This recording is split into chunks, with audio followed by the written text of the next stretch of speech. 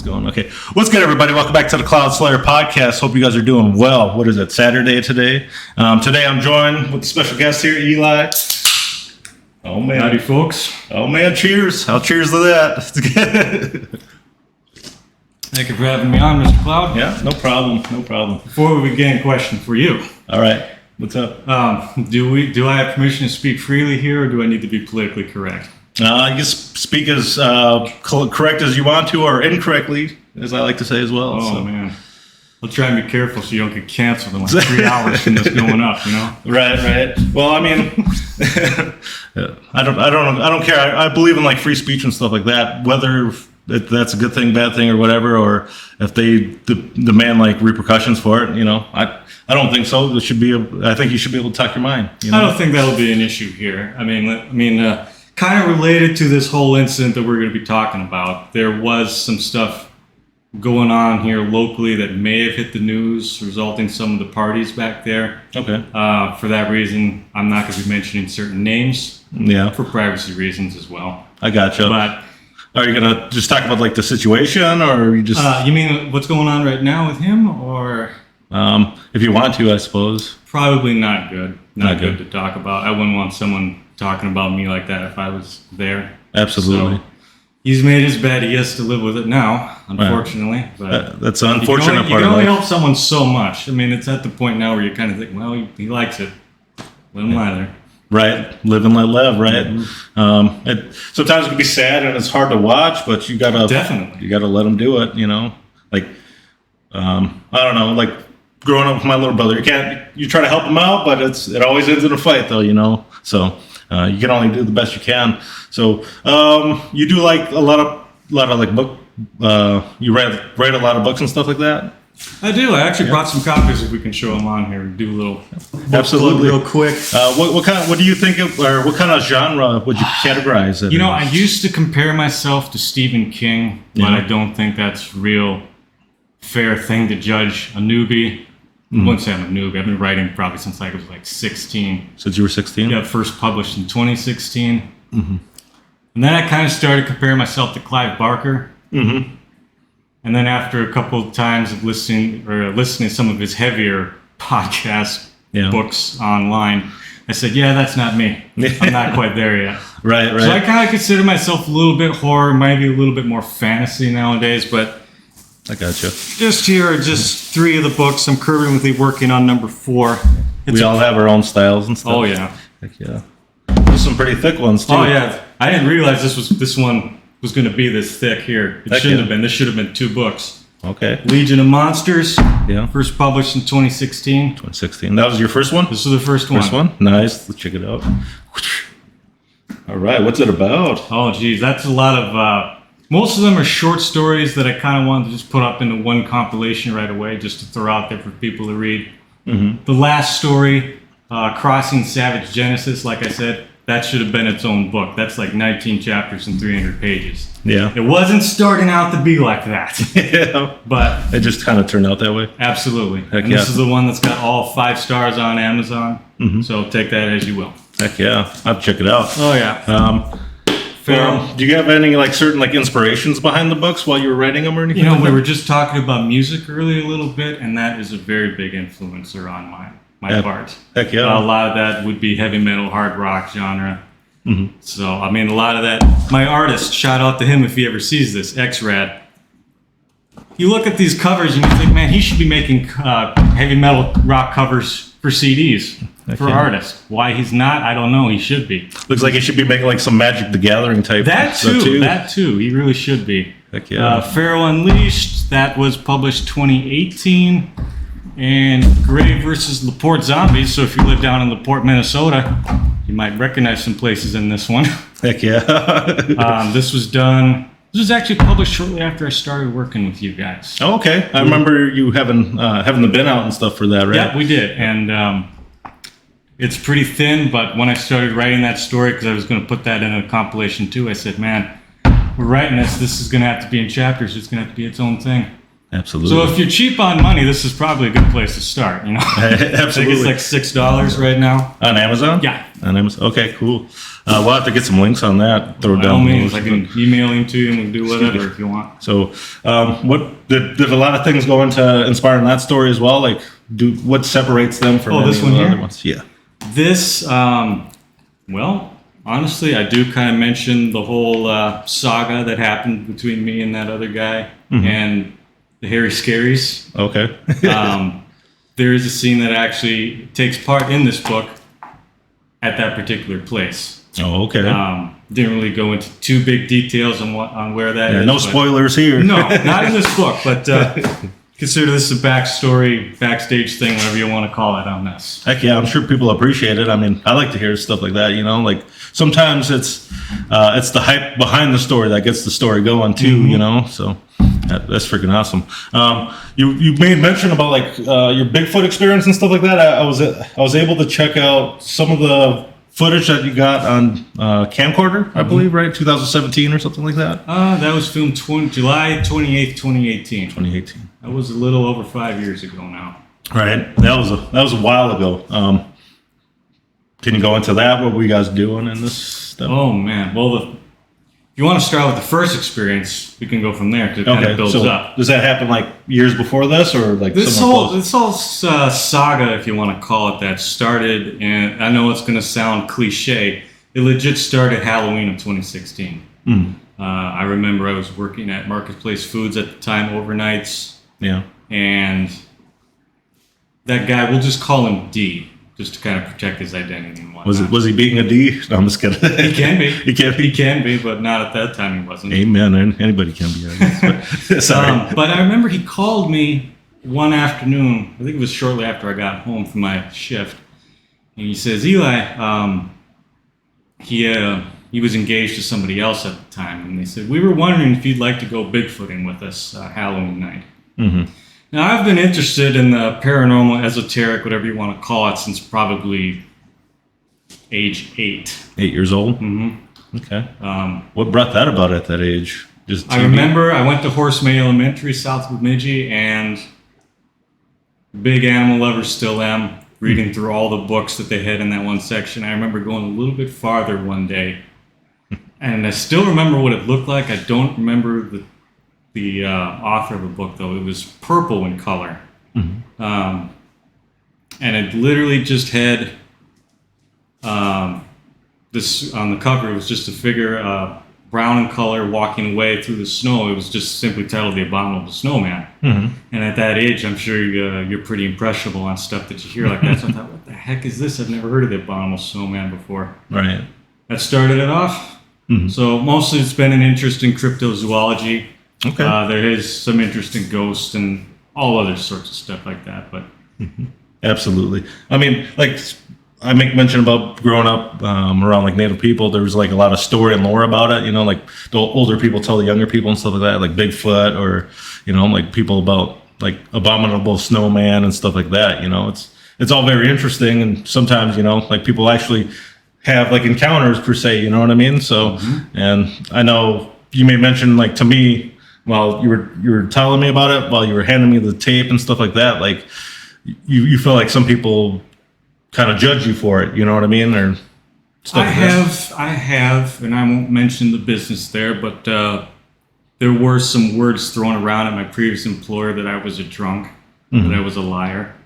I've been drunk before, but as I recall, alcohol is a depressant, not a hallucination inducing agent. Right. And if I was high at the time, and I've never used before, you can obviously tell from my good looks. But if that was a hallucination, the other guy was suffering from the exact same thing. Right. If not worse, the further we go into this. Right. Is that why you guys decided to like record and stuff too, to be more like That was more like kind of... we're not on drugs and stuff like that too? Not right? really that. It was just like catching stuff if stuff did happen. And you may have heard him say it on the video. You know, I think we got a lot more than we bargained for. And we certainly did that night. Right. Well, he made mention of like red eyes. Looked like it was looking at him when you guys were pulling out or stuff like that, right? I guess I can only imagine a feeling of what that would have felt like and stuff like that, and not being there. It's easy to like say, oh, whatever, you're a liar, right? Because I had like my uncle, he'd say he'd see like little green people while we're at like ceremonies and stuff like that growing up. We've seen like big old footprints in like Canada and stuff like that too. Like, I don't know. I don't know what to explain. They were like bigger than my forearm, essentially, big ass footprints, I've seen the footprints before. Oh yeah. And I've had stuff taken away from places where I've left it back there with footprints near it. I've put stuff up in branches where you'd think only people, if they were walking out there, would be able to reach up and grab. I gotcha. I've seen the X structures that these things leave behind. So when you guys go and do this, is it like a whole separate expedition to set up to like kind of try to capture them on footage and stuff like that? It was more along the lines of if something goes down, it goes down. Okay. Kind of going back to that whole Halloween night 2016 thing. Geez, I don't know how much detail you want me to go into on how we set the whole place up. It'd be nice if I had something to draw on, because then it could give a visual representation on all this. Right. Have to get a whiteboard. Yeah, exactly. Well, I actually considered bringing one, but here we are now. Right. But I don't know if you wanted me to give details on where this happened. I mean, in all honesty, I think people should know. People should know that these things are out there and be aware. If you want to like talk about like locations of where you looked at it and like the video footage and stuff like that, but if you want to just tell like a story, I guess. I don't know. It's your story. We'll just be general then. The Paul Bunyan State Forest is south of Bemidji, kind of like a triangle area between Capicona, Lake George, and LaPorte. Okay.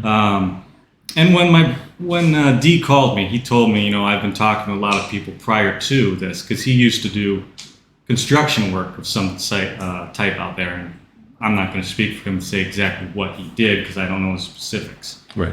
But he talked to a lot of people who were in the logging industry and road construction and so forth, who said, I've had something thrown at me through the woods where no one else was supposed to be out there, or we've heard the wood knocks, the calls, for lack of a better term, that they make. So there's been, and actually, I don't know if you're familiar with David Paulides, Missing 411. I don't know. I don't remember. He has been on Coast to Coast AM a couple times, and he has done a book regarding Deer River that he did some research in. Okay. I remember listening to him at work one day, and he specifically mentioned from Bemidji, Minnesota, and I think I remember I stood up and said, "What?" Literally.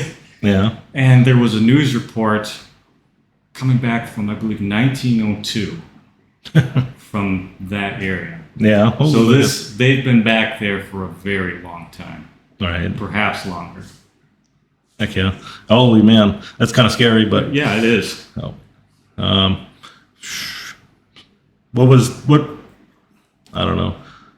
Was that all that you went through on that 2016 there? Was that shit, my bad. It's overwhelming. It still is. Right, it is. It's hard to think about too, So, what was your second encounter with that one? My bad. Well, the first encounter. We'll finish that up before I go into the second one. The first encounter took place overnight. I don't even remember how late we stayed, but I do recall that we had that whole horseshoe-shaped campground set up. We had battery-operated lanterns on either side. Mm-hmm. We were doing some call blasting. If people want to look this up too, they can go on the YouTube, look up Minnesota Horse Howler, HOARSE. That was the call that got the reactions that we've gotten on the occasions we've been out there. Mm-hmm. But we literally did what's, in hunting is called a drive. Yeah. We walked up the dirt road leading to the campsite, and then we walked back. Okay. And I don't remember there being a moon or even clouds in the sky that night. It was pretty dark. And this was, Halloween, and around this time, it gets dark like around 5 o'clock at night. Absolutely. So it was dark out there, and it was cold. It was very windy. We had a lake to the rear end of the campsite. Mm-hmm. And we're coming back to that area. And I would guess like maybe 30 yards out at best, there was this cry, this wail, for lack of a better term, almost sounded like the infamous Bigfoot whoop. I'm sure you might have heard this before. Like they had on like phone recordings or whatever? Yeah, but it almost sounded, if I were to describe it, to be like in reverse, if that makes any sense. Okay. And even a little bit higher pitched almost. Almost like in pain or something? Or? No, it was, we both, Dee, his fiance, and I all agreed later on that this was more like an alarm call. Okay. A distress beacon, if you will. And that was the only noise that we heard. Mm-hmm. And I know people will call bullshit on this. Mm-hmm. I had my camcorder in my hand, wasn't on. Mm-hmm. And when this happened, we all literally froze. Mm-hmm. And I think I was the first one who spoke. I said, holy fuck. Mm-hmm. Because when they make a call like that, it is exactly what people say. You feel it. Right. It is that powerful. Right, and you only have like so much footage that you can go with the handheld too. You know what I mean? Absolutely. That was like a 30-minute disc. So I decided that night, I'm only going to record it if I know something's going on. And right. Sometimes it happens so fast. Exactly. Stuff, so. I was not prepared for this. That's my excuse. Right.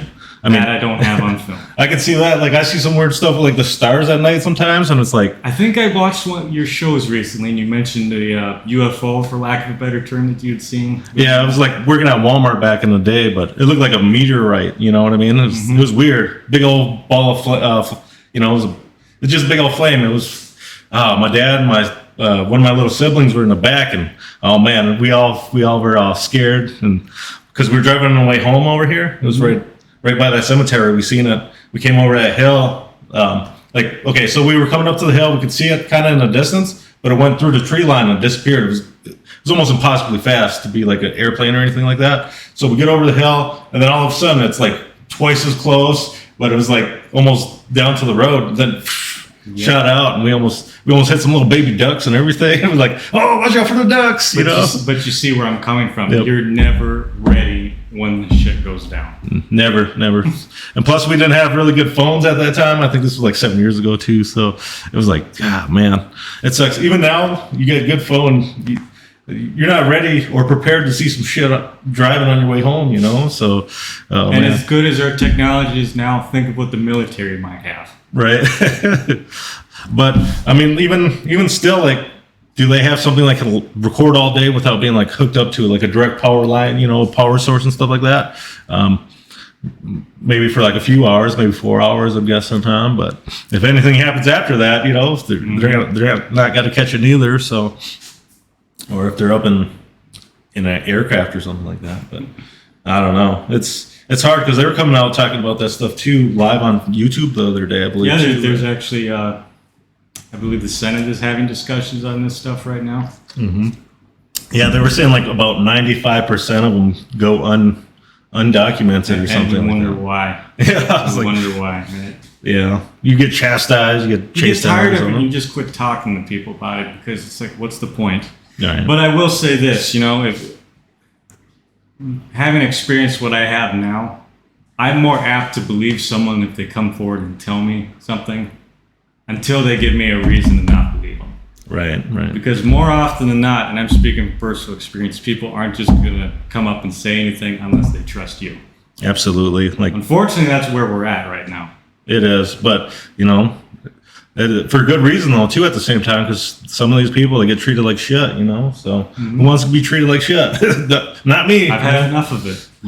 Hell yeah, I understand completely, but also it sucks that we do live in a society like you said like that. But we at least hear them out. And you don't have to fucking beat somebody up over it or treat them like crap. We haven't gotten that far yet. Right. There's been wars of words, but we haven't gotten that far yet. I gotcha. Right. Jesus, that's crazy, dude. What led into like the second one? Do you guys just like decide onto that? I was by myself when the second incident happened, and I don't even like calling it an incident. I call it a maybe. Okay. That was actually during the day on a day off where I went to the same place. I should rewind a little bit. After that night, excuse me, I went out plenty of times the next year, 2017, and did overnights in this campground area. Okay. more often than not just sitting in my truck by myself, flicking the lights on every once in a while or having the window down and listening in. For a vast majority of those nights, incredibly peaceful. Yeah. There's not a lot of people that live by there? There are people that live on that main county road, but this is state land and you're 20 miles deep in. No one's living back there. Right. So the idea that anyone would be out there trying to pull something on that, especially knowing if they're armed or not, is just absolutely ludicrous. Absolutely. I think the only thing overnight I might have heard one night was literally there was this loud from out in the lake. And there's beavers out there. There's plenty of deer running around, which you've seen on that footage that I showed you. Yeah. But I remember that there was a family of loons out there that just completely lost their shit after that. I have no idea. I didn't have visual of this area where that happened, but there were no calls other than the loons out there. I have no idea what was going on. I got you. And I don't even want to throw speculation. Right. But the daytime thing, I remember, and I had my camcorder on, but there was nothing really to show watching back on it. Literally, it could have even just been the sun and the shadows moving in just the right spot. It could have just been a deer walking through the woods. I know that not everything in the woods is a monster out to get you. Even though we know they're out there now. Right. But I went back there and looked. Someone did mention, hey, I think I saw something hunkered down at one point, but I've looked back and I can't see it. Maybe I'm blind. Yeah. Well, but that was kind of like the maybe thing. Yeah. Well, sometimes if somebody's standing in a different spot, they just got a different perspective of what they're seeing too. Like sun hits it a certain way or something like that. That's kind of what I'm leaning on. Right. So it's a maybe, but I don't want to throw it in there with these other two things that have gone on. I got you. All right. I don't know. The woods could be scary though. You can get lost very easily too. So, would you be willing to go back there ever, or? I was talking our buddy Eric Nelson, and he's watched that footage too. Yeah. You'd have to ask him his opinion on it, but I think he might have been one of the first people outside my biological family to see it. Take it for what it's worth. He believes me. Yeah. I mean, I'd be willing to go out there too. So I've thought about it, but I'd have to be really packing some heat and have at least a really big dog with me at the time. Right. I won't lie. This third encounter we can go into. After that night, I have not gone out fishing in 5 years. I've never gotten my license renewed. Okay. I used to really enjoy going night fishing. Okay. I've never gone out after that. Yeah, because they could pop out of nowhere or something like that. Is that your fear? That really is the thing. I haven't gone hunting.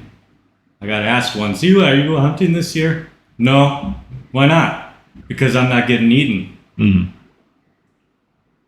Right. That was my response, and he kind of dropped it. I got you. There's been other things that have gone on. We can kind of go into detail near the end of the show if you want about all that. But if you want to go into the whole big night when shit got real. Yeah, it was. July 28th, 2018. It was just me and Dee out there that night. I remember calling him beforehand because he wanted to go back there. And we went out. I still remember this. It was a full moon that night. Okay. Listening to a lot of shows on the YouTube about that, a lot of researchers have said that full moon and no moon is when the most activity of these things happens. Makes sense with the hunting behavior and everything like that. And I got out there first. I was driving an 89 Chevy pickup at the time. Thank God that thing didn't break down that night, because I'd had a lot of transmission trouble with that prior to. Yeah. I had the same CD player that we were going to be cold blasting with, all sorts of stuff, a lot of stuff to throw on the campfire and whatnot. Mm-hmm. And I got there first, I'm going to guess probably 5, 6 o'clock in the afternoon. And this is July, the end of July, the sun is still up. Right. There were a lot of people out there that day too on their ATVs, their UTVs driving around. Okay. Popular trail then? In the summertime, Yeah. There's a lot of man-made lakes back there too. I think Lake 21 is back there. It's a popular fishing spot. They got good fish out there? What, they got like pikes and I stuff? personally have never fished back there No? before, so I couldn't say. Okay. I actually used to go to Pinewood quite a bit overnight at Whitefish. That was Whitefish? That was okay, my, those are good. oh heck, when it was night fishing, we could catch full limit of panfish overnight. Oh yeah. It was nice. It was so nice. Sounds nice. But It sucks that you can't do that anymore. But, not that I can't, it's just that I'm unwilling to go out by myself. Oh, I mean, I don't blame you. So. In the daytime, and if this had happened during the daytime, I probably wouldn't feel the way I do right now about it. Mm-hmm. It would have been a totally different story. Right.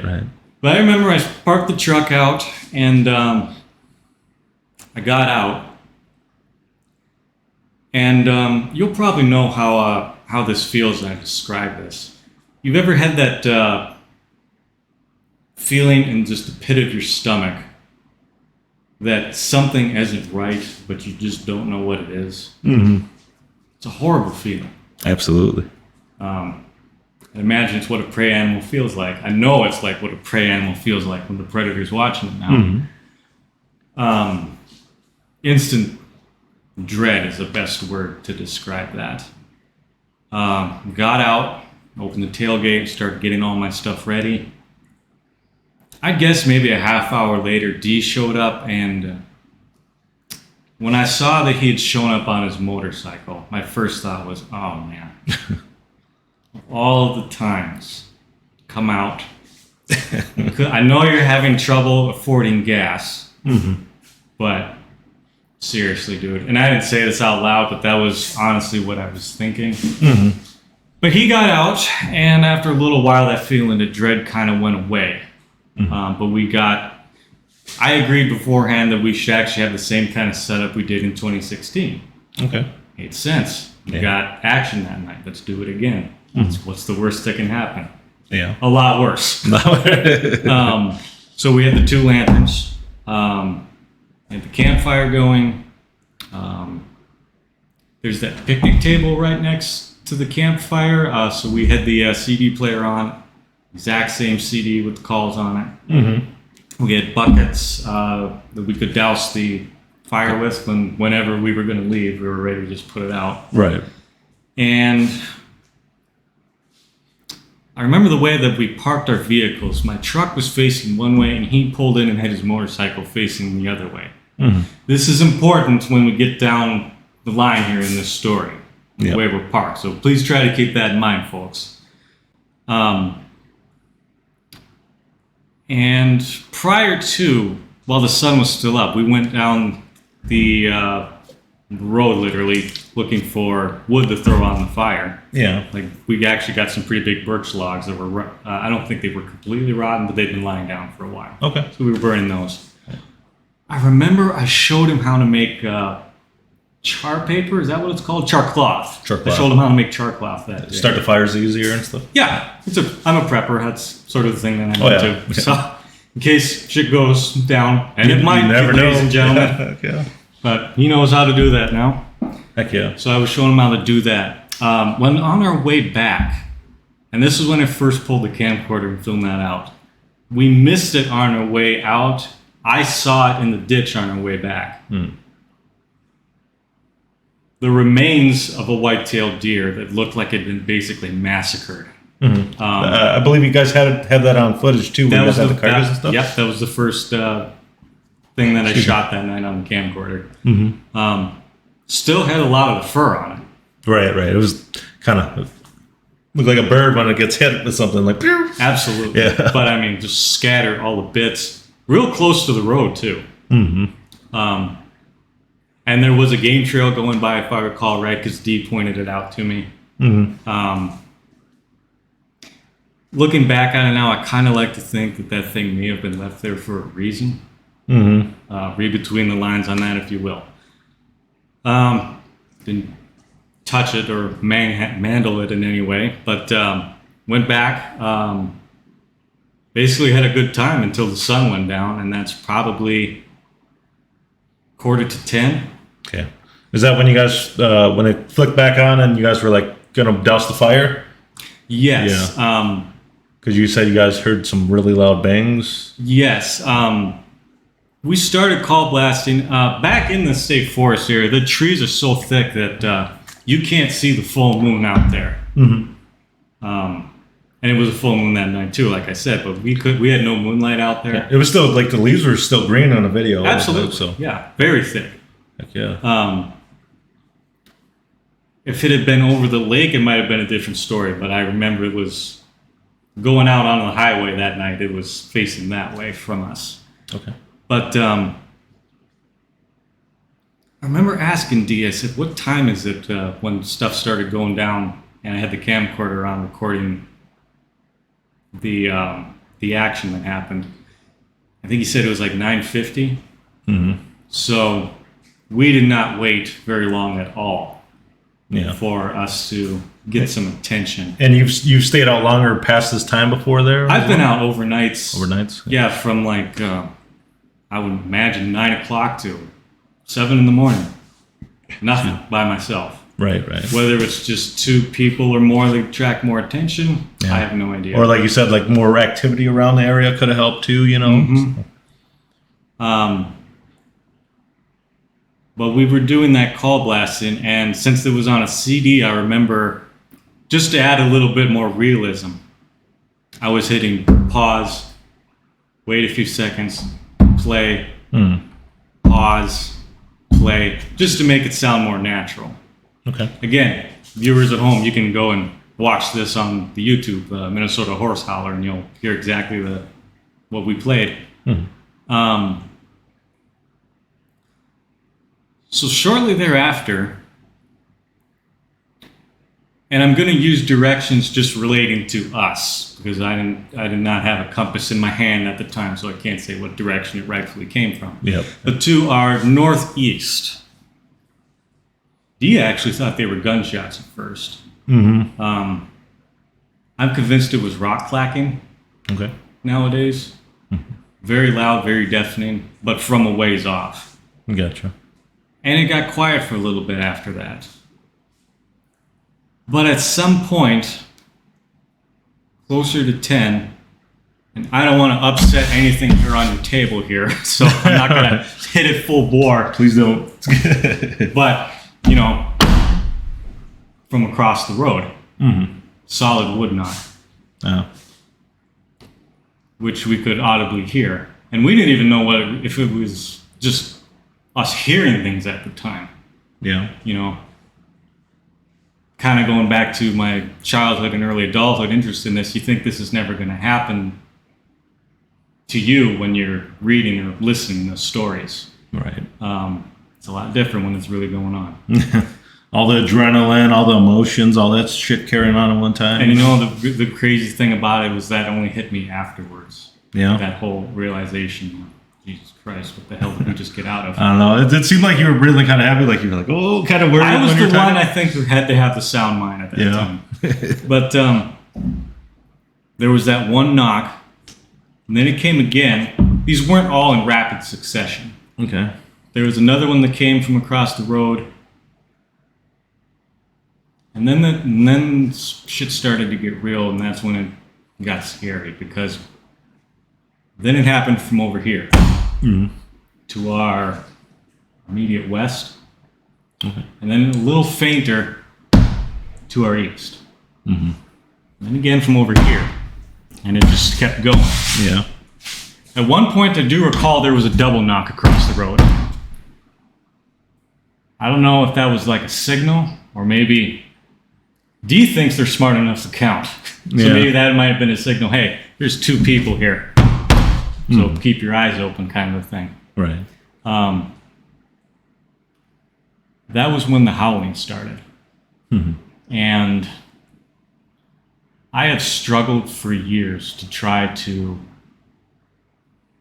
find words to describe what they sound like when they're pissed off. Yeah. And I was just recently watching an episode of Monster Quest earlier this week. They played a sound, I believe it might have been from a howler monkey, if I'm not. Okay. Where do you watch this at? Monster Quest? Yeah. This is actually DVD. I was DVDs? watching. Okay. Do that. I wonder if they stream it or anything. It is on the YouTube. They have YouTube? the History channel. They do have a playlist, so you can watch it on there. That is probably the closest thing. Again, maybe even a little higher pitched. Closest analogy I can find to what these things sound like. But again, very loud, very intimidating. And it can hit you right here in the feels. Right. When that happened, that was when I kind of realized, shit hit the fan. It's time to go. So I told Dee, I said, let's start packing up and throwing all our stuff in the truck. Let's get out of here. I should backpedal beforehand a little bit because I did mention this, and this is important. Because we did set a game camera up a little ways up the road. Okay. Which is what you may have saw Dee get off his motorcycle and grab on that footage that I showed you. Mm-hmm. So we had that, but nothing was on it afterwards. So I can't say that anything walked in front of it. Oh, okay. But there's a point on that footage I've taken where you may have heard me. I said, you know what? Fuck this camera. Yeah. Probably. And I remember I shut it off, I threw it in the cab, and I turned around, and Dee had pulled his 9mm out and had racked around in there. He was ready to go.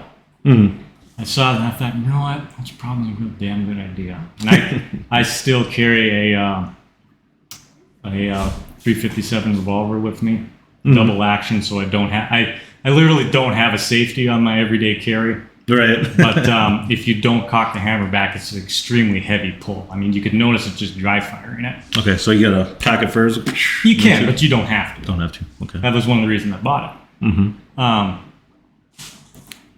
So if anyone's thinking that, again, people are out here 20 miles deep in the woods to fuck with us, I can tell you right now, if some asshole, some idiot had ran out of the woods at me when this had been going on, they'd be shot dead. I would not have hesitated. Yeah, well, that's a shitty game to try to play in the first place, that deep in the woods. So we went down. I grabbed the bucket, filled it up with water to finish putting the campfire out. And keep in mind, all this tree knocking and all this howling is still going on, and it's getting louder. Yeah. They're closing in on us from 3 different sides. And the lake is to here. That's behind us. We got up, put the fire out. So we're all ready to go at that point. Dee yells at me before he gets on his motorcycle. He says, I want you to be behind me in case something happens, if he wiped out or whatever on his motorcycle. Right. Okay, but this is going to be kind of tricky because, again, we're parked opposite of each other. Yep. And this is a horseshoe-shaped camping area. So we pull out. This is when I had the camcorder going on again because I thought, if this is the time I'm going to give footage, this is it. Yeah, it turned But out. I'm driving out. I can watch it later. I don't give a shit what the hell's going on now. Let's just get out of here while we still can. Right. I'm convinced if we had stayed, you probably wouldn't be sitting here with me right now. Yeah. I'm just saying.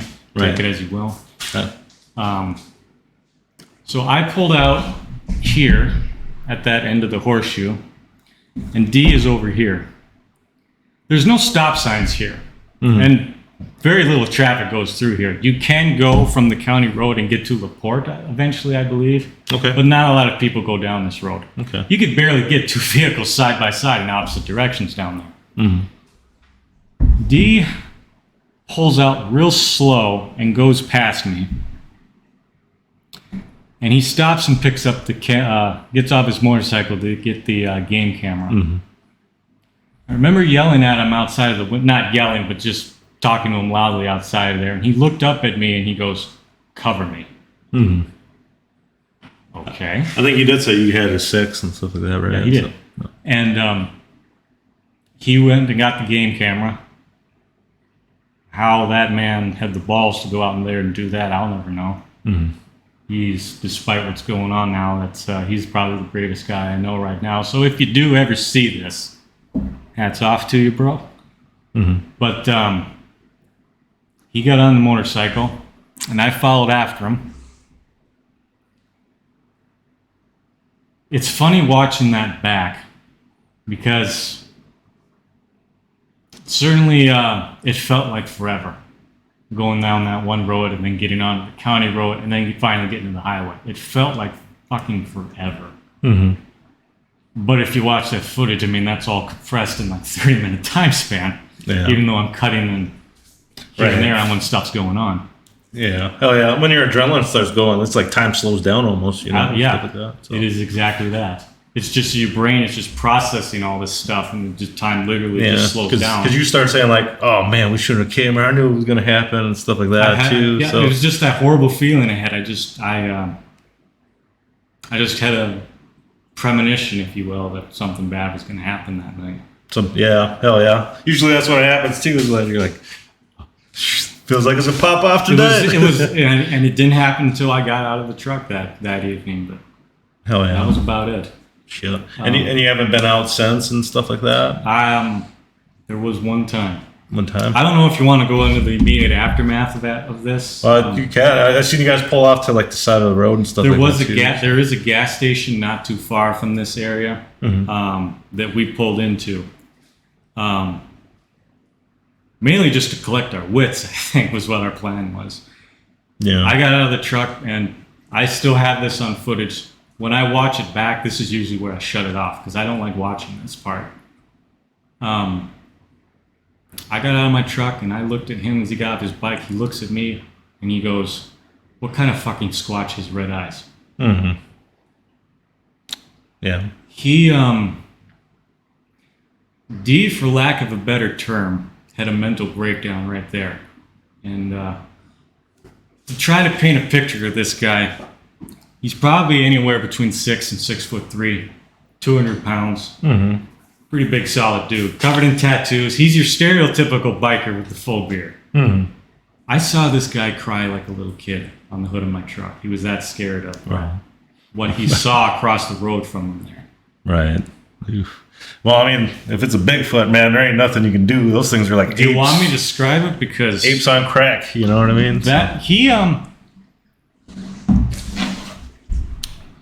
kind of did like he was just so terrified that it all just kind of came all out at once, and I kind of had to settle his nerves down to get him back on track. You know, get on your motorcycle. We got to get home, because I used his dog to get him motivated. Your dog's at home waiting for you. You know, you got to go feed her. Heck yeah, anything to get him. So we got him home, and we actually had to walk through the woods to get to his cabin at the time. Yeah. Wow, let's go through a second time. That wasn't fun at all. Talk about PTSD. It's good. So we got him back there, and he walked through the door, pulled out his 9mm, and he just sets it right on a dresser. Mm. I watched this guy pull out a pack of cigarettes, light up. He got a big wad of chew, shoved it in his mouth. He's cracking a beer. He's drinking a beer. He's doing all three at the same time. Yeah. He's like, fuck it. I know it sounds hilarious when you hear it, but I mean, seeing it is totally different, especially with these stills. Well, I can imagine this man's stressed out of his mind, you know what I mean? Unfortunately, I did not film this. There just wasn't enough room on that CD to get that, and I wasn't worried about that at the time. I was more worried about him. Absolutely. He'd been in some shit prior to this. I can only imagine all that building up together, and oof. He proceeded to describe the creature, for lack of a better term, what he saw when he pulled out there. And I can't say I saw this because I was blind to this one corner. So I can't say I saw this, but I believe him when he's told me this. He saw standing across from him a Sasquatch. He never used units of measurement, feet, inches, meters, whatever you want to call it, to describe this thing. He used parts of his cabin to kind of... Because that's how massive this thing was? He told me that... height-wise, it probably would have been about the height of the ceiling. Mm-hmm. shoulder and chest wise, and I guess this was the part that scared him out the most, just how fucking massive this thing was in build. He used 2-door kitchen cabinet. Yeah. He said that's how wide this thing was up here. Jeez. Yeah.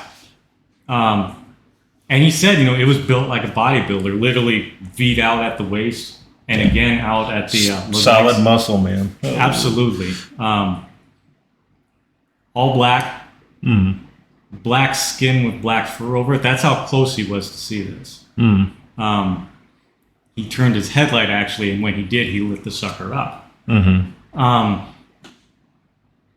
And he was close enough to get a good look at its face. He used the word Neanderthal. Okay. Like your caveman that we all hear about growing up in their history one of the classes species and stuff like that, right?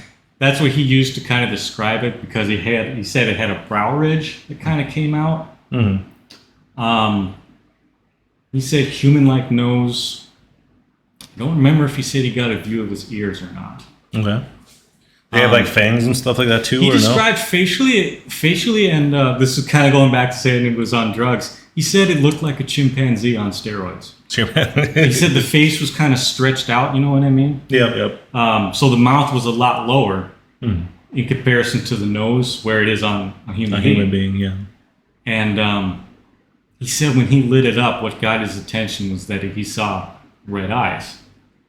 They weren't glowing, but they were reflecting red in his headlight.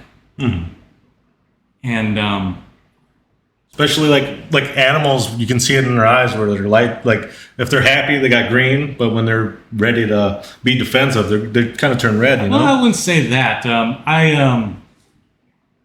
I've had cats a lot in my adult life in my house, and I've noticed they've had different eye shine.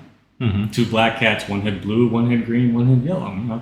Okay, so it was like that all the time? I think it's an animal species kind of thing. Okay. Well, not a species thing, maybe even individualism. Yeah, I always thought they kind of changed, like depending on their moods. A lot of times it seemed like any animal I see, it always changes. You know what I mean? So it's kind of weird. It could be. I'm not going to claim to be an expert, but there are like some pit bulls where they get like the green and then they get like a yellow one. Yeah, that's pretty sick. I actually had a classmate when I was a child who had different colored eyes, and he was a cool cat. But right. It was just weird seeing it. It kind of looked like almost like he had a glass eye. Almost. Right, like you try not to stare to be weird. I don't want that to, looks cool. Yeah. Kind of got to. He'd be a good actor later on. Yeah.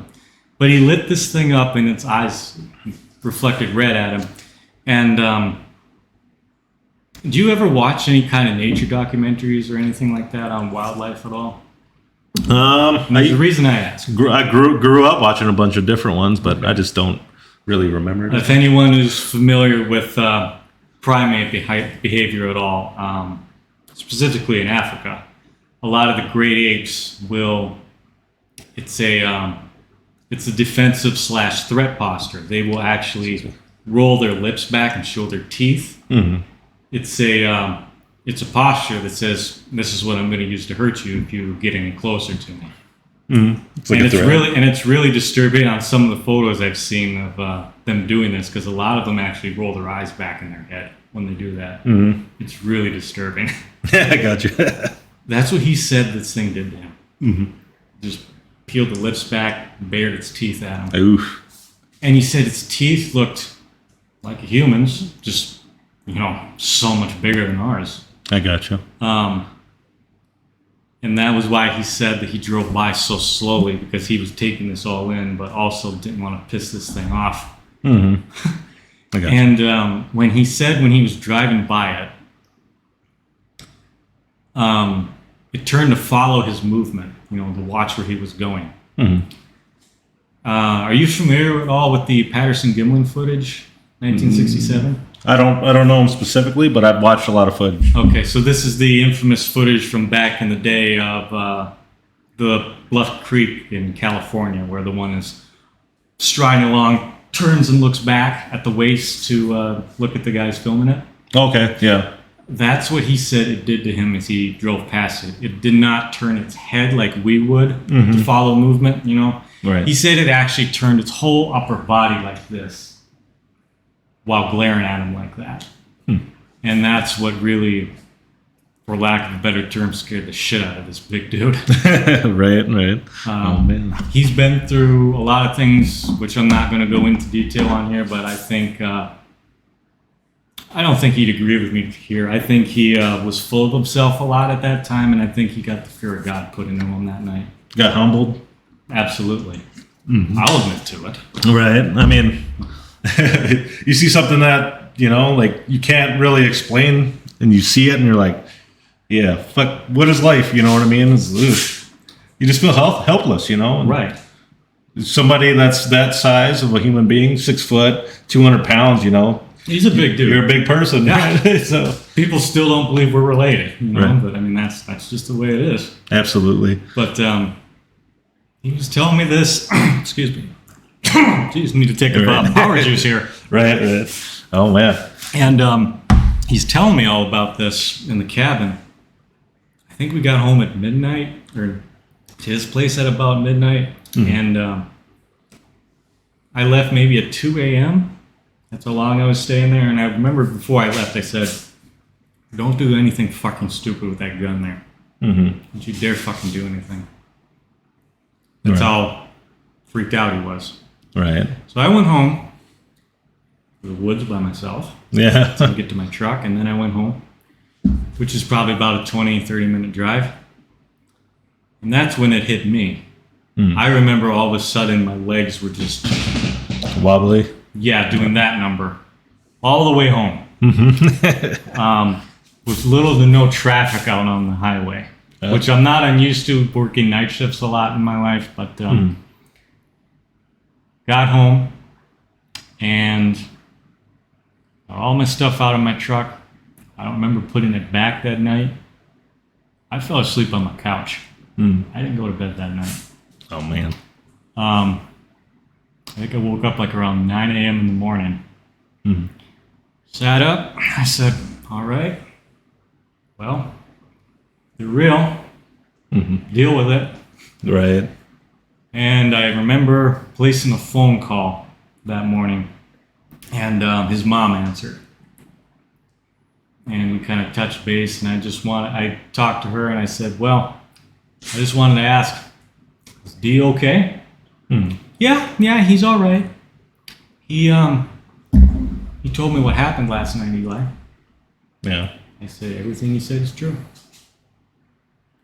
And she was kind of mentioning later on in our conversation, she was going to go back to his little cabin and talk to him. I said, it might be a real good idea for you to call him before you go out there.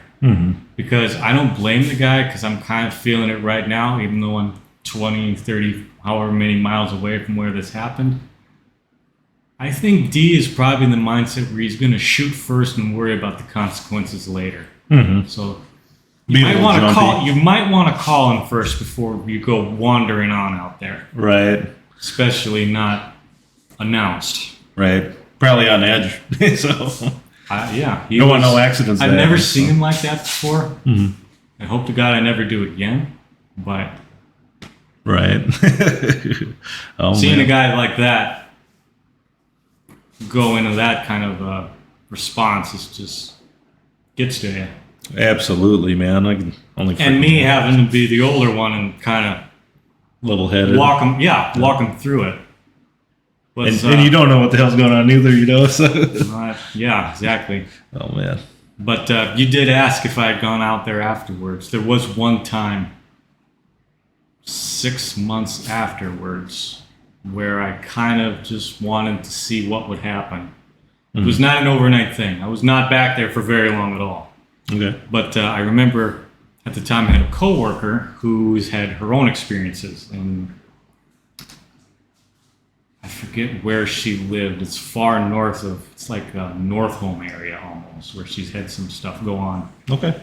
But she borrowed me very small, very cheap wind chime, which I put up in the tree in the exact same spot where this all went down. Okay. And I bought like one of those really cheap kickballs, purple in color. You can get them at Dollar General, real cheap.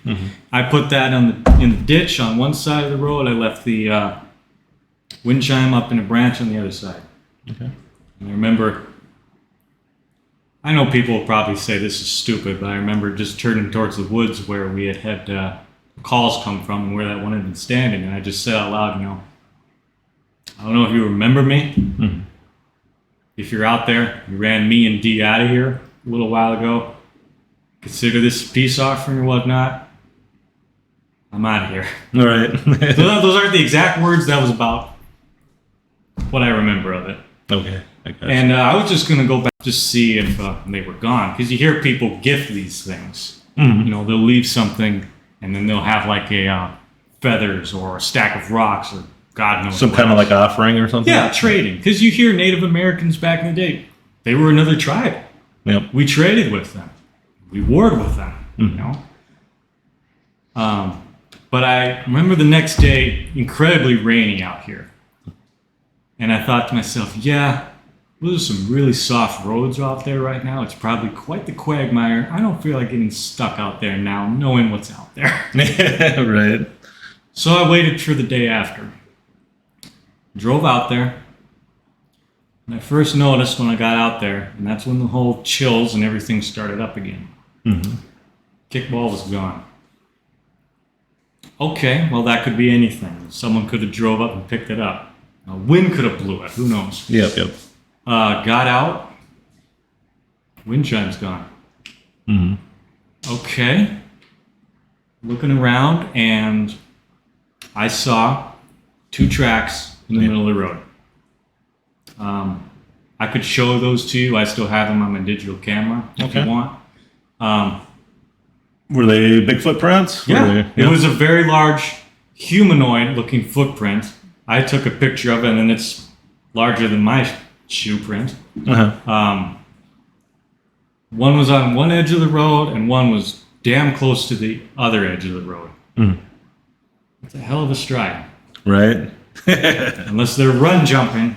Right. But if they're bigger than the friggin' ceiling, Like I said, I mean, I don't know how high his ceiling was. I'm going to guess 7-8 feet tall. Mm-hmm. I don't want to take a wild guess at how much something like that would weigh. I wouldn't go measure it either. No, absolutely massive. Oh, man. But I think the point I want to kind of drive home with is, besides the fact that A, they're real, and number 2, the government knows about it, and they're going to deny it, because look at what happened, 4 years ago. Mm-hmm. Not taking away the severity of it, but some people lost their fucking minds because of a germ. Yeah. A fucking germ, people. What are people going to say if it's made public, even with the whole UFO debate? What are people going to think if the government actually does come out and reveals formally classified documents? Yeah, these things are real. The whole thing is they shouldn't be lying in the first place. Like, I don't think it would be starts the shit in the first Absolutely. place. Be fucking real with everybody. I think we're all adults and someone handle it, right? Mm-hmm. Like, don't be telling people they're lying when they're telling the truth. Some people suffer for that their whole life. So. I'll make this out right here, right now. Anyone who wants to call me a liar, hey, you can come home and watch my place and watch the footage. Then you can call me whatever the fuck you want. Right. Until then, you want to make accusations about me, you want to write shit about me online, fuck you. Yeah. You tell them. You have not been... I was terrified for my life that night. I really was. And not trying to compare it, but like 4 months later, working that overnight shift, totally unrelated, someone tried to carjack me in downtown Bemidji. Jesus. And, feel free to come arrest me now, Sheriff's Department, but I pulled my gun on them. And that ended that real quick. Right. But I realized afterwards, that whole encounter, that was less terrifying than that night. Just several months earlier with the Bigfoot. Okay. Not trying to say I am far from the tough guy. I'm like 5'11". I'm gonna guess 150 after working out. I'm not as big as D. Yeah. So I'm definitely not, Brock Lesnar out there taking people down and giving an F5 to people. Yeah. But it is. But sometimes it's hard. You can't compare those two things. Yeah. You really can't. Absolutely. Well, I mean, you got a gun, and then you see a big ass creature that fucking rip you apart. And I'm convinced now, if they were, because, and I've told D beforehand, if you were that close on a motorcycle, if that son of a bitch had really wanted to get you, he could have. Mm-hmm. He would have got out, walked up, grabbed him in like 2 or 3 steps off that bike and ripped him off, dragged him into the woods. There would have been nothing I could have done. Right. He'd be gone. Absolutely. And then I would have told people what happened. Yeah, sure, he left. Right. You're under arrest for disappearing this guy. Oh yeah. It's almost like that thing where they were stranded in the Antarctic or whatever. Their boat went crashed or some shit like that and died out, and then they just see this polar bear going from glacier, little icebergs or whatever, and then came and took your buddy, took him to the other one, ate him. Nothing you can do about it. That thing will fucking rip your head off. And what are they going to do back in the day? Right. There ain't nothing you can do. I don't think a gun's going to help too much neither. And I think that's probably might be one of the reasons why the DNR, for example, is not coming forward and saying anything, because they can't do anything. Mm-hmm. I've heard the state forest is almost like a watch zone for things like this. Mm-hmm. Kind of off topic here. Well, I mean, they're humans too, so. Mm-hmm. Kind of off topic, but I remember prior to this, D has told me there have been at least 2 dogmen reported back there too. Mm-hmm. So that could be a hotbed back there for stuff like this. It could be. I mean, traffic zone. Mm-hmm. Maybe that's why they were so pissed off that night. Maybe there was somebody else out there that we don't know of. Mm-hmm. And they just said, we're not going to fuck with any of you guys. Right. You're all out of here. Yeah. Fuck you guys. I'm going home. Exactly. It's scary, but there's so many different types of myths and legends about Bigfoot. There's some people that believe he was a shapeshifter and stuff like that. And that's what I thought, when we seen it, when we had that, it was a sweat lodge out in Wisconsin. So I was probably about 12, and I was an initiate, so you have to go through certain rituals type things to be a part of this Native American community. Well, it's not like rituals; they kind of teach you the teachings throughout history that they passed on, right? Almost like a religious thing, mm-hmm. except you have to go through learn how to build wigwams and all this stuff, and why they believe in certain things for whatever. We'll say that. But to them, it's like it actually happened to somebody back in these old times and stuff like that, But anyways, we got done with the sweat lodge. We seen that, and then the footprints headed right into because they're spaced out far apart too, You're that's taller than I am. How is something? I'm gonna be hurting myself trying to copy this sort of thing. Absolutely, and it just led right into it was a big old lake over there, anyways, because we were doing the sweat by a big lake. It was kind of hilly at the same time, but I'm doing a terrible job. I was a young kid at the time, but it was holy buckets. And that's what made me think maybe it's shifting to something that could swim, and then it went away that way and stuff like that. So, but there's also other people that just say he keeps that appearance like that. There's people that think he's a bringer of medicine or whatever have you and stuff like that. So there's so much different kind of myths and lores about him out there, what do you believe, and who did you actually see, or do they actually change or some shit like that? So I don't know. It's crazy. Any experiences that I've had in regards to that, I have no physical or film footage of any evidence of that kind of sort of a thing. Yeah. I do kind of have a theory about what they are, which was kind of came to mind recently. Yeah. Because like I said, Eric Nelson has watched this footage before too. Mm-hmm. Another coworker whose name I won't mention out of respect for them did watch this and then gave me the disc back. Yeah. And they asked me, and this blew my mind when she said this. She said, "Eli, what's that light in the sky over you guys when you're driving out of there?" Mm-hmm. And I said, "I don't know what you're talking about." So I watched it back. And for 5 years, on the times I have watched this back, I've always just watched the sides of the road thinking I'm just missing if there is anything out there. Mm-hmm. I've never bothered to look overhead in the sky. And there is at one point, there is a very bright red light overhead to my left-hand side as I'm driving down the county road back to the highway. Mm-hmm. We passed some trees, and it's not there anymore. It's my belief that I think I know what they are. Yeah. I just don't know who dropped them off. Oh, so you think they're more like extraterrestrials? I believe from seeing that. And again, I didn't even see this on my own film until recently. I got you. That's where I'm coming from. If someone else can prove me wrong, by all means, I'm open to this. Because let's face it, we don't know what the hell we're dealing with to begin with. No, not at all. You can only go off of what people experience and stuff like that, and hopefully they're not shunned out of, sharing their story or their experiences. Until someone actually comes out from the government and says, yeah, everybody, they're real, or more likely, one's going to get hit by an 18-wheeler or blown away by the military. Yeah. And even then, people will probably say, oh, that's shit's fake. That's not a real body on a slab. Oh, man, photoshopped or something like that. Unfortunately, that's the era that we're in right now. Absolutely. So it's a lose-lose situation. What can you do? Right. Until the government comes out and actually says it and stuff like that, because ultimately it sucks that they have the power to withhold information like that and just tell people what to believe in, essentially, or not, or what's real or fake without, any seemingly like any kind of repercussions at all.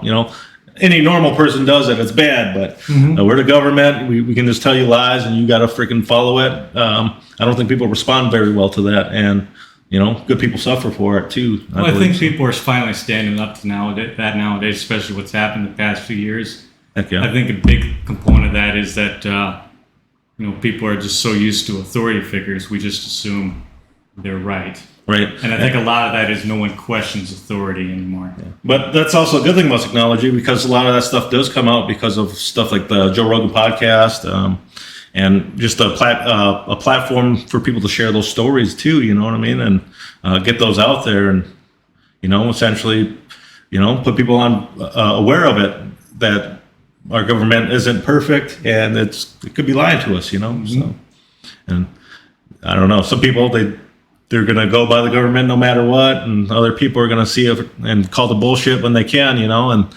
that's, don't let them pull the wolves over your eyes, essentially, So, heck yeah. There's this horrible thought. I'm going to get followed by Men in Black now. Yeah. So if I don't show up for work, just assume they got me. Yeah. Come take care of the little guys if anyone's watching this. Be like, you go to work on Monday, be like, where's Travis at? Who's Travis? You don't know any Travis. Yeah. Time for bed. It does good. But hey, man, I appreciate your story and everything like that. Your experiences and stuff like that. It's a great story, and I'm not gonna say I don't believe you or anything like that. I am still, to this day, 5 years later, trying to deal with this, and I've mentioned this to you before we ever sat down to do this. Absolutely. I have not been diagnosed with anything, but I do have a lot of symptoms that I would compare to PTSD, just from my own looking into what it may be. One of them is that I really don't like being outside after dark anymore. It's not really a fear thing. It's just kind of like, okay. You're on edge. Yeah, that particularly. There was a time I was really hanging out downtown at bars on Saturday nights, but I mean, that was kind of a totally different thing. But I like to get things done before it gets dark out. Right. To this day, I still, if it's dark outside, like even when I had my overnight shift, I would still take a flashlight and scan the tree line. And I'm like 50 miles away from where this happened. Right. But it's just something that I do now. And I carry when I'm leaving the house, or even I did beforehand. But and I do still have nightmares about that. D, as far as I know, does have nightmares himself, but I guess that they're of a totally different nature.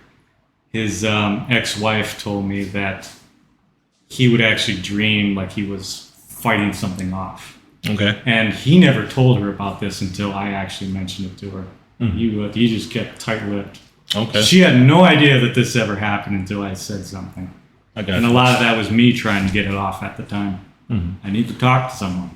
Right. Because if you keep it to yourself, it just eats away at you. Absolutely. So if people think, hey, Eli's an asshole who's quiet to himself, I can be, but I'm a natural introvert, and I just don't want to talk about it a lot with people anymore. Right, and you're tired of being judged too at the same time, So, so you may mention about like drinking and stuff like that. Like, did you drink a lot when you drank? I did not. I cannot hold my alcohol down very much at all. I gotcha.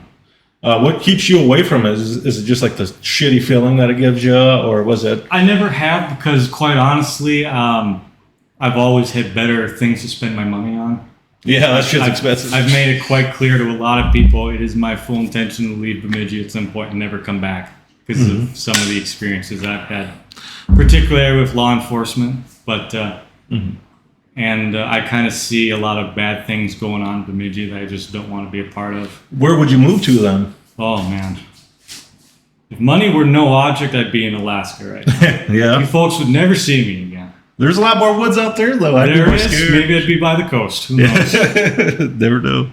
Oh man, shit. But I appreciate you stopping by and stuff like that, man. I mean, it's been an honor. It's been a pleasure, and I appreciate you having it on me. heck yeah. I'm sorry about the flies, but I know. punch them in the face. Yes. You'd run too if you saw several hundred hands coming towards your eyeballs like that. Oh yeah, absolutely. I only have 2, and I'll do it. So, oh man. If anybody wants to check it out, I'm gonna have some links down below for Eli's books. There, it's gonna be on Amazon, I believe. If they're on Amazon, Barnes and Noble. The easiest way to find them, literally, just Google my name. Okay. Literally, I'll use my full name, Eli Hooker. Just push it into Google, and Amazon should be the first thing that comes up. Okay. Absolutely. I'll put a link down in the description below. But if you guys enjoy this content, please hit that like and subscribe button. If you guys have any more questions, concerns, or anything like that, please leave that down below as well. I'd like to thank Eli for coming on. Thank you, sir. Appreciate it. Been my pleasure. And I hope to see more of anybody else in the future. So if you're returning, hey, thanks, guys. Thanks for coming back. You guys have a great night. Peace. All right.